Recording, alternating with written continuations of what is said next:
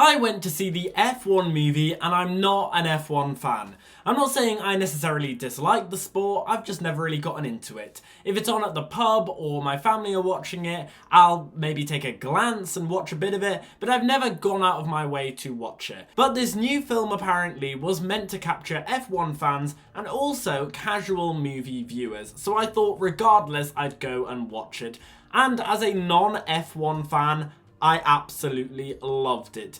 Today, I'm going to be reviewing this film from my perspective, so if you are an F1 fan, I would love to hear your thoughts on how you thought the film adapted F1 and how accurate it was down below in the comments. I think what was absolutely great for me about this movie is that it really did show me all sides to F1, which I obviously knew about, but hadn't really comprehended before. The racing all looked absolutely spectacular, but also it delved into the mechanics, the strategies during a race, whether to take a pit stop for repairs or not, the budgeting and finance, board of trustees for a racing company, the actual science and the engineers designing the cars and the physics that all go into that, simulation training rooms, training that isn't actually driving, F1 but also other types of car racing championships, marketing and the social media / celebrity side of the job. And I do think involving all of these different aspects of F1 in every single area really did open up the world for me and made this film feel really rich and expansive, and it made me want to go out of my way to learn more about F1. Controversially, I really do love how this film wasn't focused on any true story.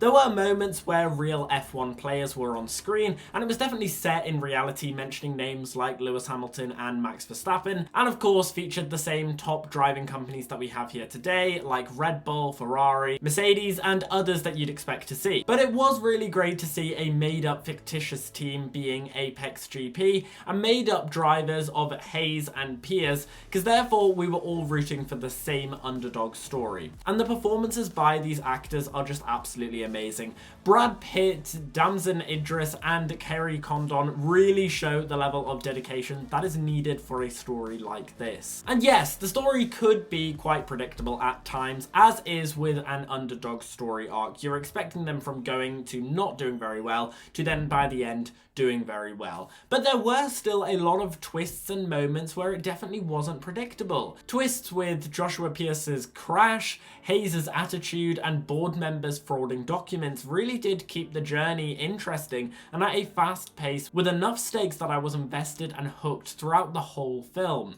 Whether that's on the track where there was the real stakes in each race, with the fast camera shots and the back and forths of the two drivers plus the pit was all thrilling to see, but also loads of the off-track moments where there were more slower, dramatic moments, like between Sonny and his several dynamics that he had with each other character, like Ruben or Joshua, or his romance slowly building up with Kate, and it all really did feel very natural. None of it felt very forced.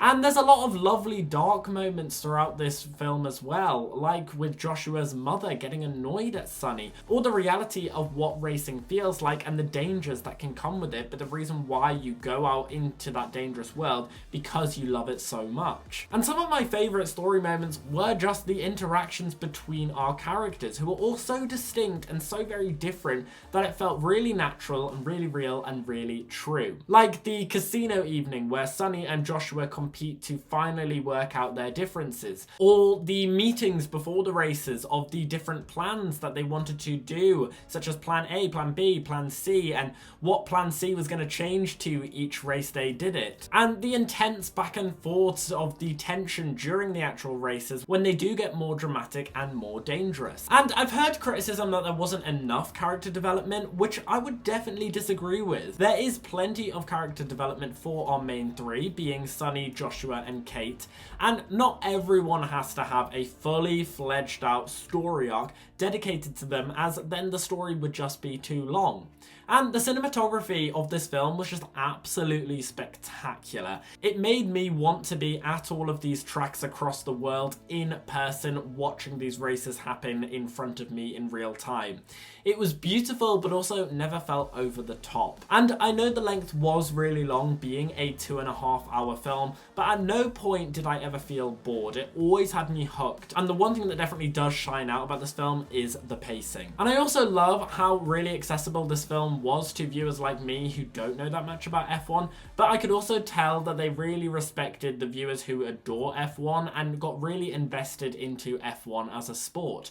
They didn't shy away from any of the realities of the jargon and terminology that they use in this sport, but also integrated them well enough that if you love F1, you'll understand what they're saying, but also if you don't know F1 that well, you'll be able to learn and understand everything that is happening, and it doesn't feel clunky or too exposition-y. So overall, I absolutely loved this film as a non-F1 viewer, and it's really began persuading me into looking more into F1 and maybe start going and seeing the next Grand Prix that is going to be out. And I'm sure as an F1 viewer, I would love to hear whether it lived up to the standards of what you hoped this film would be like. But what did you guys think about this film? Did you enjoy it or not? Let me know your thoughts down below in the comments. And as always, we've been here on Gate of Theories. Thanks for watching, and I'll see you guys later.